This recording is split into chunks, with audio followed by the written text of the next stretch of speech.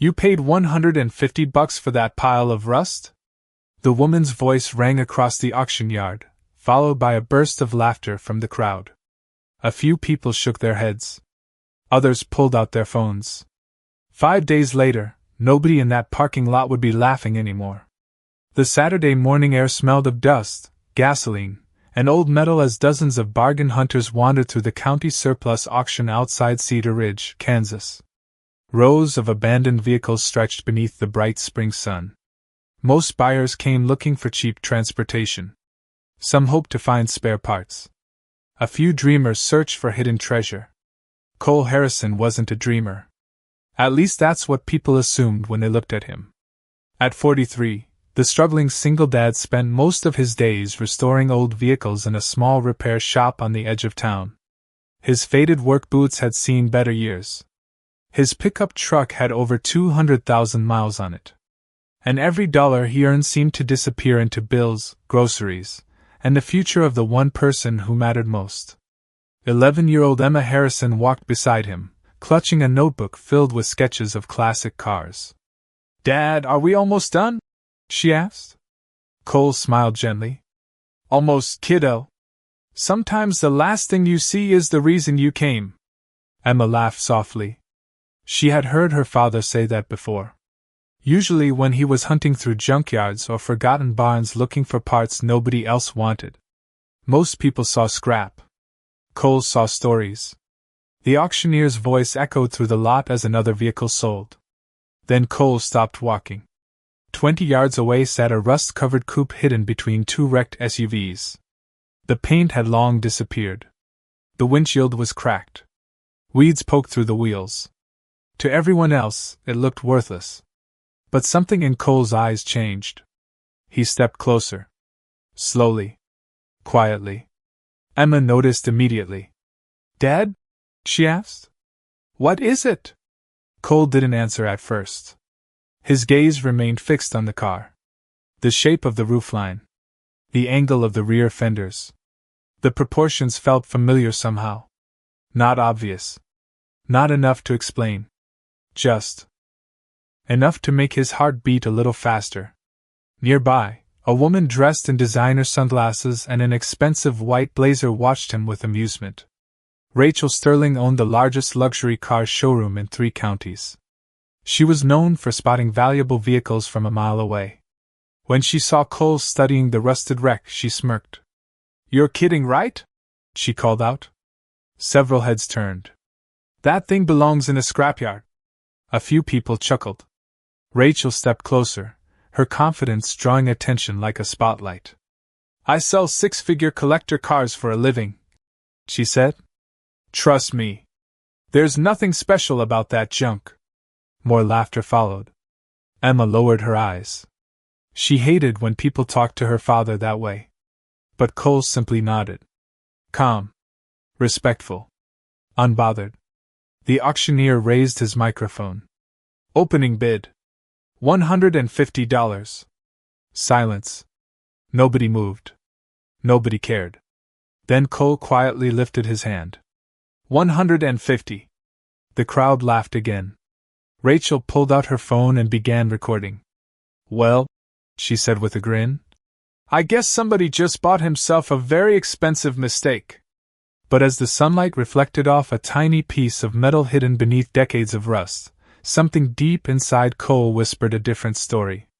And for the first time that day, he wondered if he was looking at something the rest of the world had completely missed. The drive back to Cedar Ridge felt different. The rusted coupe sat on the trailer behind Cole's pickup, rattling softly with every mile of country road. Emma kept glancing through the rear window. "Do you really think there is something special about it?" she asked. Cole rested one hand on the steering wheel and smiled. "I think there is a reason it caught my attention." Emma looked back again. "Because of the shape?" "Partly." "And the little metal piece?" "Partly." She grinned.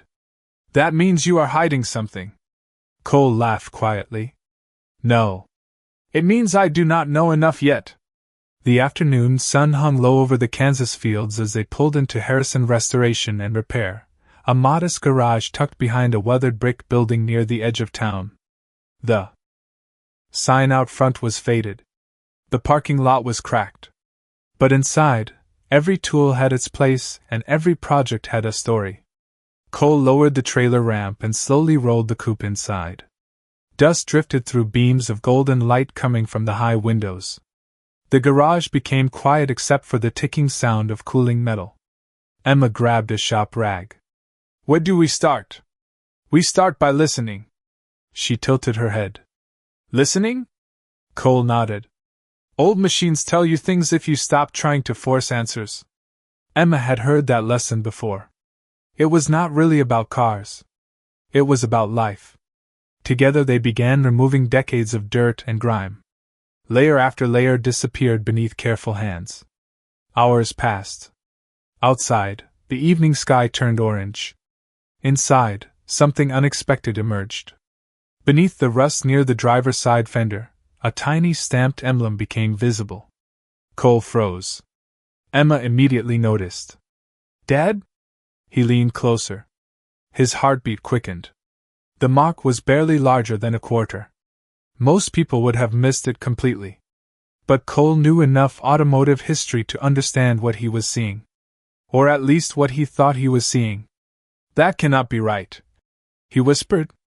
Emma stepped closer. What is it? Cole did not answer immediately. He grabbed a flashlight and inspected the symbol from different angles.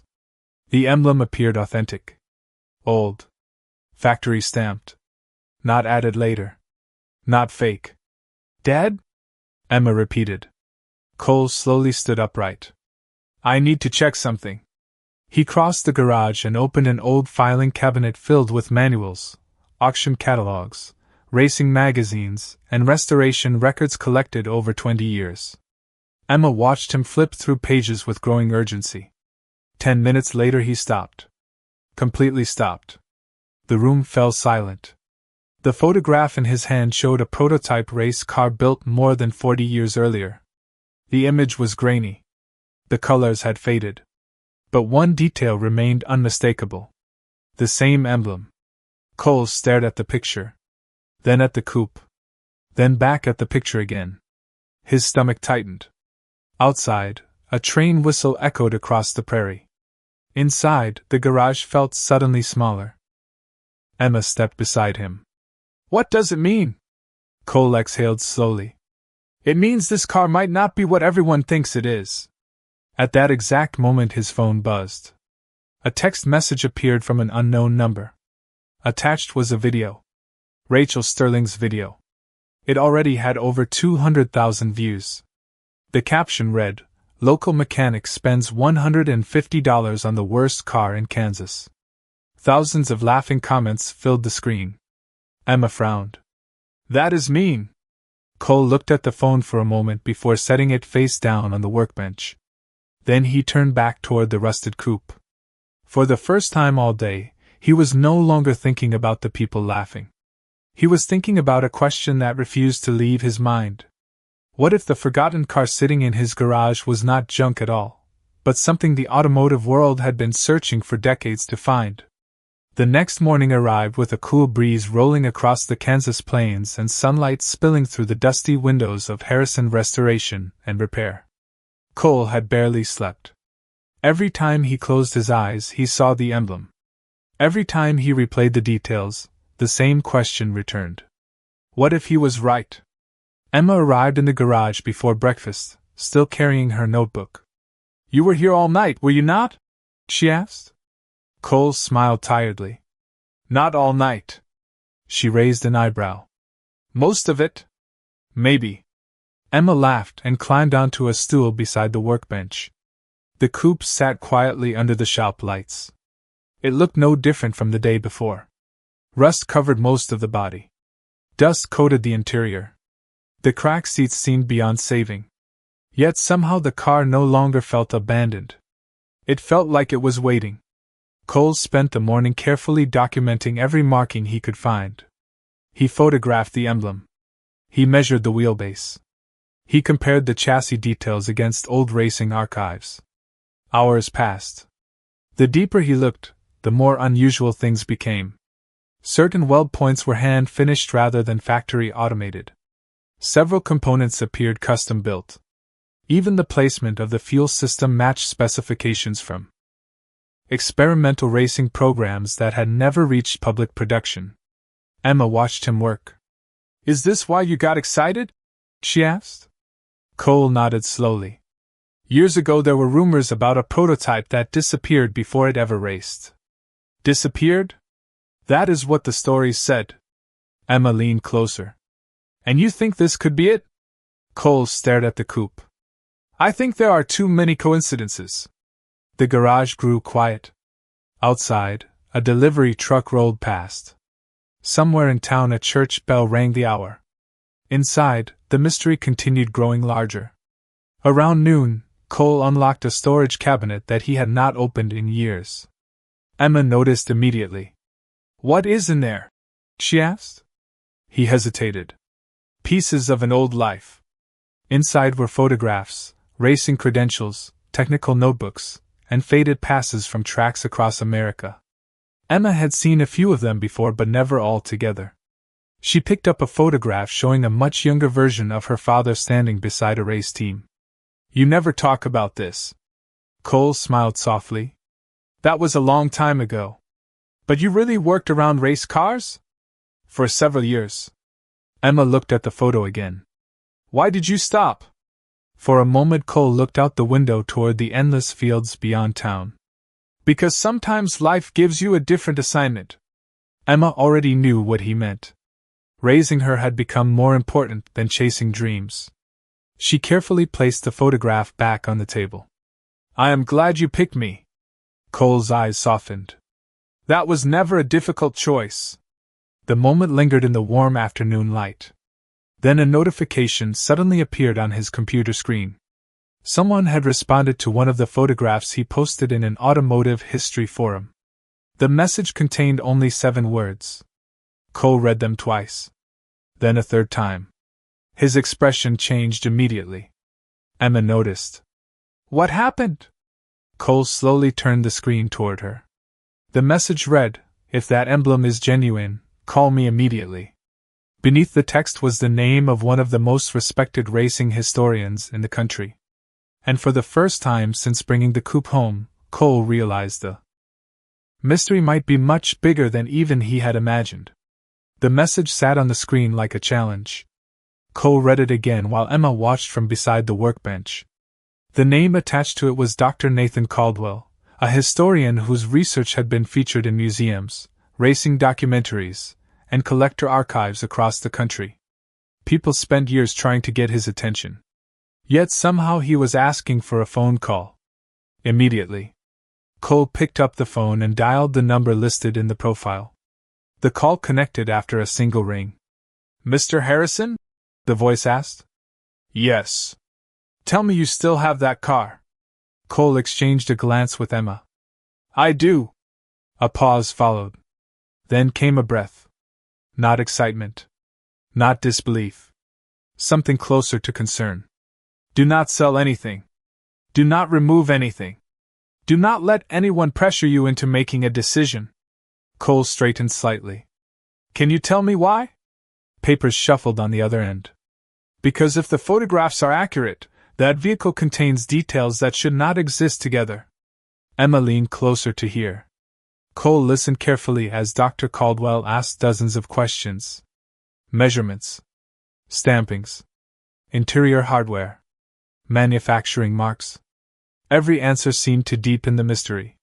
Finally, the historian became quiet. Very quiet.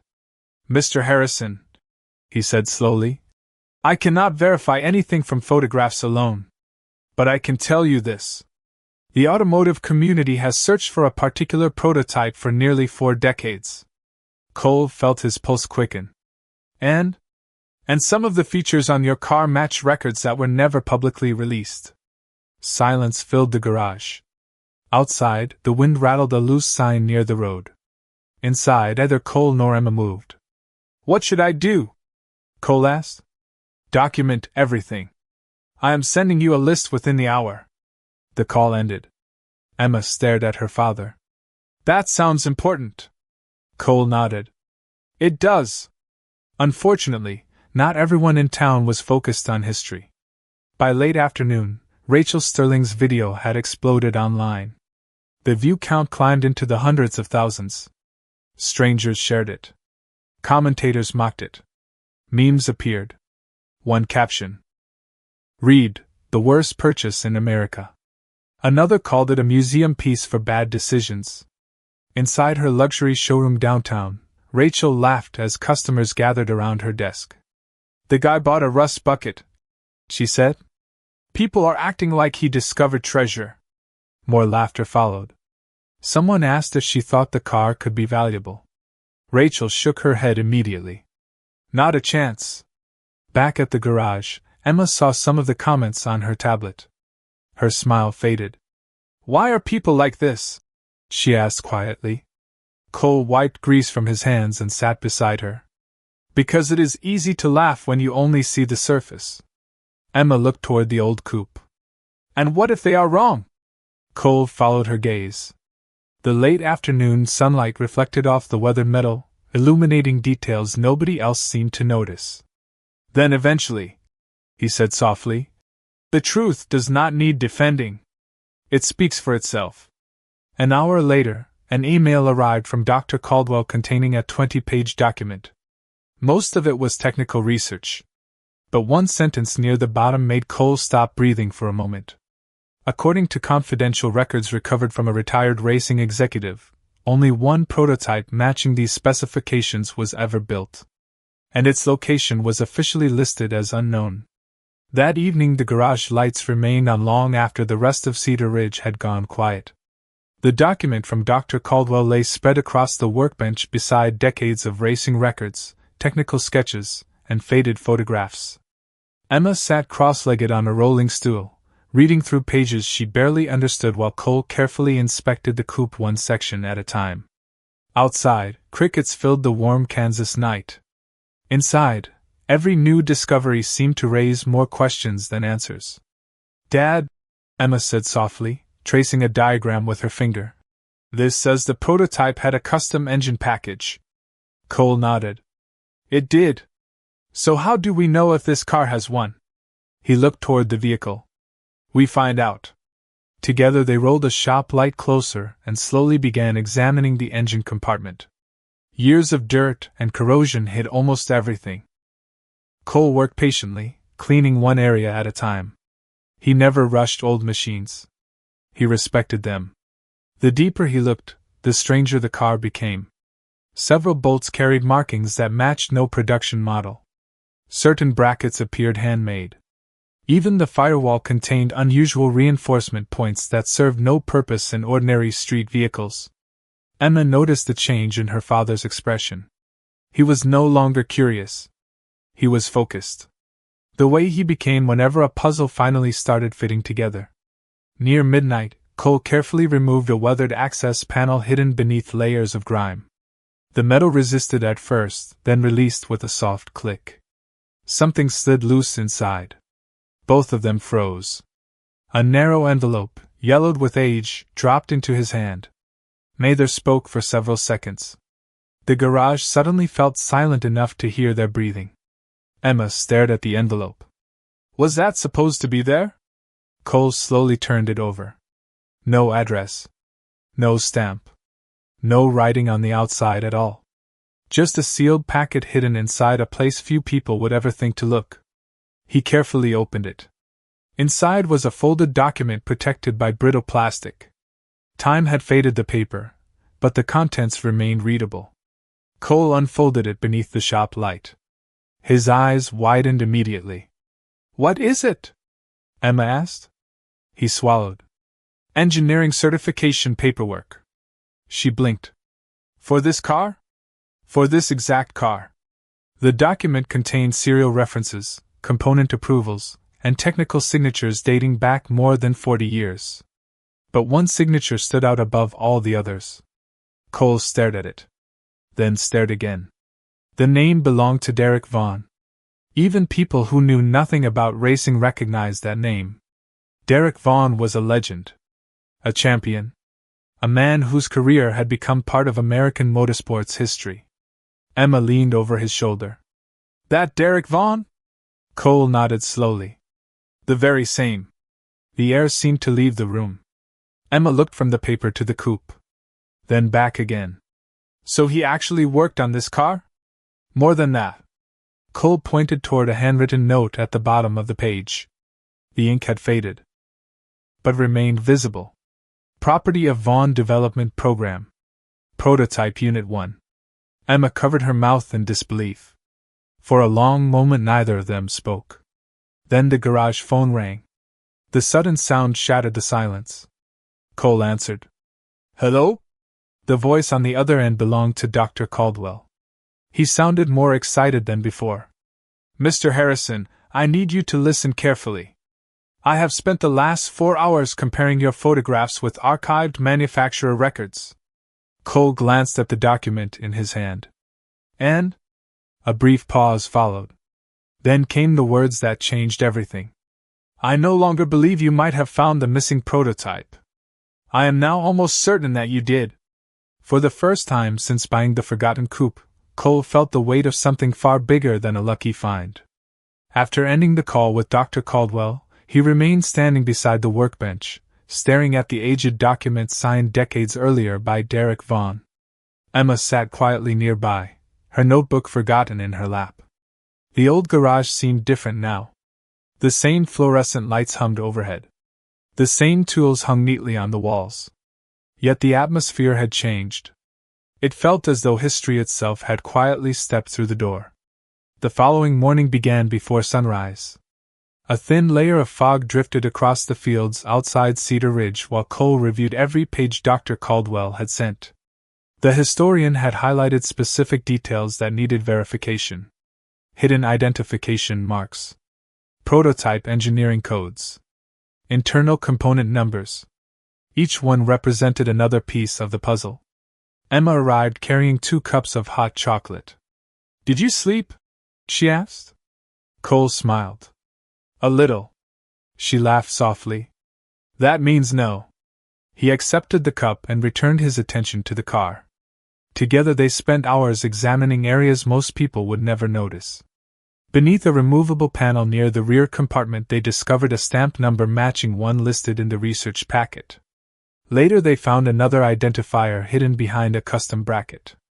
Every new detail strengthened the same conclusion. The evidence was beginning to align. Around noon a black SUV pulled into the parking lot.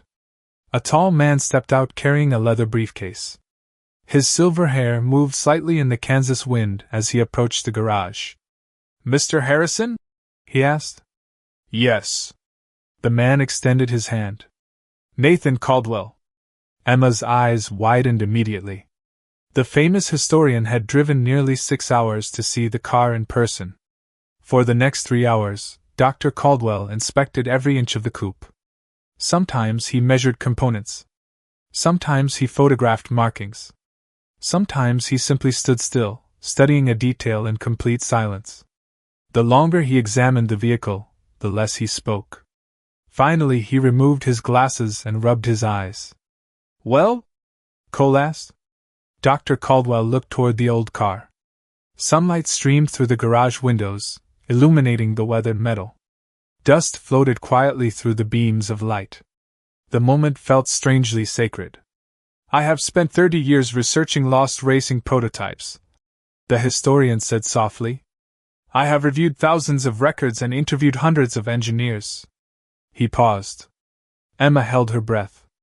And? Cole asked. Dr. Caldwell smiled. Not a smile of excitement. A smile of certainty. This is it. The word settled over the room like a bell ringing in the distance. Nobody moved. Nobody spoke. Then Emma looked at her father. Her eyes filled with disbelief and pride. You were right, she whispered. Cole glanced at the coupe and shook his head gently. No, he said. I was curious. Dr. Caldwell laughed quietly. Curiosity is what finds the things everyone else overlooks. At that exact moment another notification appeared on Cole's phone. An email had arrived from an address neither he nor Dr. Caldwell recognized. The subject line contained only 4 words. Regarding the Vaughan prototype. Beneath it was a short message. "We need to meet immediately. Derek Vaughn has seen the photographs." The email changed everything. For several seconds nobody spoke. Dr. Caldwell stared at the screen. Emma looked from the historian to her father. Cole simply read the message again. "Derek Vaughn has seen the photographs." The words felt almost unreal. Derek Vaughn was not just a retired driver. He was one of the most respected names in American racing history. Entire museums displayed vehicles connected to his career. Collectors spent fortunes chasing pieces of his legacy. Yet somehow the story of a forgotten coupe sitting in a small Kansas garage had reached him. The reply arrived less than an hour later. A representative from Vaughn Heritage Racing requested a private meeting the following afternoon. No details. No negotiations. Just a meeting. News traveled quickly after that. Faster than anyone expected. Dr. Caldwell published a short statement confirming that a historically significant prototype had likely been located. Automotive websites picked up the story within hours. Racing forums exploded with speculation. By evening, national collectors were discussing Cedar Ridge, Kansas, as though it had suddenly become the center of the automotive world. Meanwhile, Rachel Sterling sat inside her luxury showroom scrolling through her phone. Her smile faded with every new headline. The same people who had laughed at the old coupe were now sharing articles about it. Reporters were calling. Collectors were asking questions. For the first time since posting her viral video, she was no longer controlling the conversation. Back at the garage, Cole remained focused on the car itself. Fame did not interest him. Attention did not interest him. Truth interested him. He spent the evening organizing documents, while Emma carefully cleaned dust from the interior. The old coupe seemed almost alive now. Not because it had changed, but because people had finally started seeing it differently. The next afternoon arrived bright and clear. A crowd had gathered outside the garage long before noon. Local residents stood along the sidewalk. Reporters parked satellite vans nearby. Curious drivers slowed as they passed. Everyone wanted to witness whatever happened next. At exactly 1 o'clock, a convoy of black vehicles rolled into the parking lot. The crowd immediately fell quiet.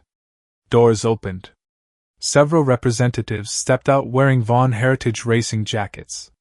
Then one final vehicle arrived. A classic dark blue luxury sedan. The door opened. Slowly. An elderly man stepped out. His posture remained straight despite his years. His silver hair moved gently in the Kansas breeze. Even people who had never followed racing recognized him instantly. Derek Vaughn had arrived. A hush swept across the parking lot. Cameras lowered. Conversation stopped. The atmosphere felt almost reverent. Vaughn walked toward the garage with measured steps. He ignored the reporters. Ignored the cameras. Ignored the crowd. His attention remained fixed on the coupe. When he finally reached it, he stood silently for several moments. Nobody interrupted. Nobody dared. Sunlight streamed through the open garage doors as dust floated through the air. The legendary driver slowly reached out and rested his hand on the weathered roof. His eyes became distant. Emotional. Reflective. As though 40 years had suddenly disappeared. Finally he spoke. His voice was quiet enough that everyone leaned forward to hear. "I never thought I would see her again." The crowd remained silent. Cole remained silent. Even the reporters forgot to ask questions. Then Derek Vaughn turned toward him and smiled. "Mr. Harrison," he said softly, "do you have any idea what you found?" The question lingered in the air. Derek Vaughn stood beside the weathered coupe while cameras remained forgotten and reporters remained silent. Cole looked at the legendary driver and answered honestly. "I think I found something important. But I do not think I understand how important." Vaughn smiled gently. "That is probably the most accurate answer anyone could give." He slowly walked around the vehicle, his fingertips tracing the contours of the faded metal. Every movement carried the weight of memory.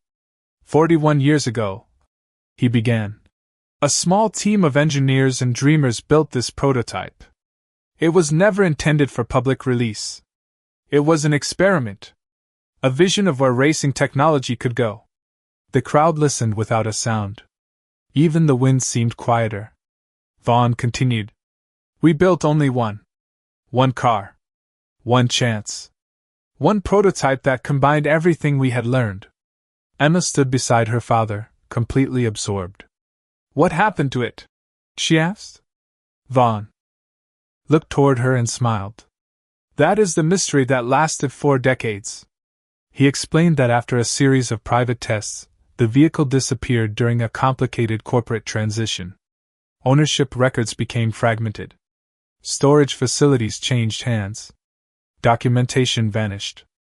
Over time, most experts assumed the prototype had been dismantled or destroyed.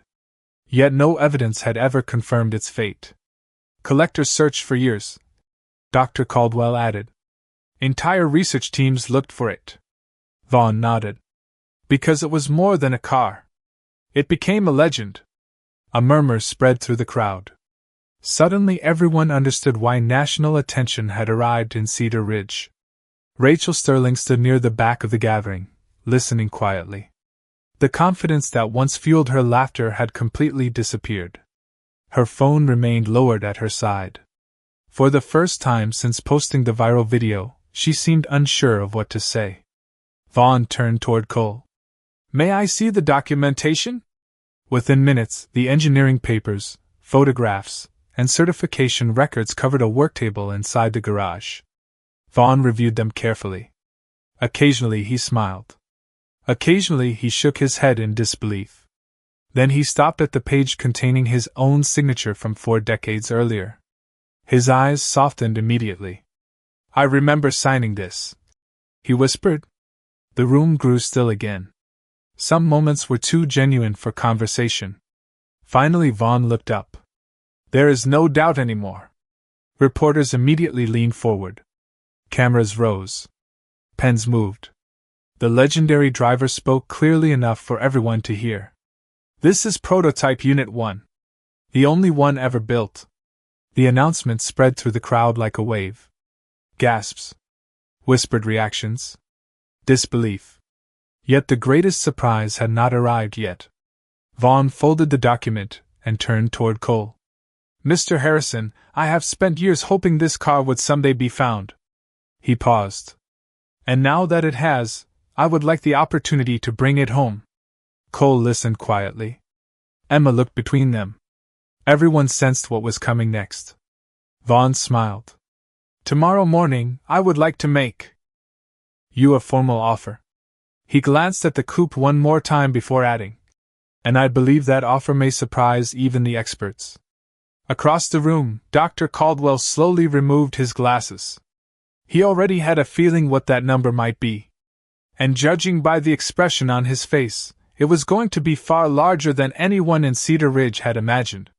The next morning the sky above Cedar Ridge was clear and bright, the kind of Kansas morning that made everything feel possible. Reporters returned before sunrise. Collectors arrived from neighboring states. Curious residents gathered outside Harrison Restoration and Repair long before the doors opened. Yet inside the garage, the atmosphere remained calm. Cole stood beside the prototype while Emma sat on a stool nearby, quietly sketching the car that had changed their lives in less than a week. Shortly after 10 o'clock, Derek Vaughn arrived. This time there was no crowd reaction. No excitement. No noise. People simply stepped aside with respect. Vaughn entered the garage carrying a slim leather folder. Dr. Caldwell stood nearby. Rachel Sterling lingered near the back of the room, watching silently. Vaughn approached the workbench and placed the folder down. Mr. Harrison, he said, I spent most of last night speaking with historians, collectors, and members of my foundation. Cole nodded politely. Vaughn smiled. Everyone agrees on one thing. This prototype belongs in the story of American racing. He opened the folder. The room became completely still. Even the cameras seemed to stop moving. I would like to purchase the vehicle, all associated documentation, and preserve it permanently through the Vaughn Heritage Collection. Cole listened carefully. Vaughn continued. My formal offer is $6 million. Silence. Absolute silence. No gasps. No whispers. No movement. For several seconds nobody seemed capable of reacting. Then Emma slowly looked up at her father. Her eyes widened. Dr. Caldwell removed his glasses. One reporter nearly dropped his notebook. Across the room, Rachel Sterling stood frozen. The same woman who had laughed at the old coupe only days earlier now stared at it as though seeing it for the first time. Cole looked at the offer. Then at the prototype. Then at Emma. The money was life-changing. More than he had ever imagined. Yet what moved him most was not the number. It was the respect. The recognition. The confirmation that curiosity, patience, and character still mattered. Mr. Vaughn, he said quietly, if the car goes anywhere, it should go home. Vaughn extended his hand immediately. The crowd erupted into applause. Not because of the money. Because of the moment. Because everyone understood they were witnessing something rare. Rachel slowly approached after the agreement was signed. Her confidence was gone. Mr. Harrison, she said softly, I owe you an apology. Cole smiled kindly. You do not owe me anything. She lowered her eyes. I judged too quickly. Cole glanced toward the prototype. Most people did. Then he looked back at her. The important thing is what we learn afterward. Rachel nodded, humbled by the grace in his response. Later that afternoon, as the prototype was carefully prepared for transport, Emma stood beside her father outside the garage. Dad, she asked, was the car the treasure? Cole watched the sunlight reflect across the weathered meadow one final time. Then he smiled. No, sweetheart. Emma tilted her head. Then what was? Cole placed a gentle hand on her shoulder. Knowing its value when nobody else could see it. And as the crowd slowly fell quiet around them, the little garage in Cedar Ridge seemed filled with something worth far more than $6 million. Respect.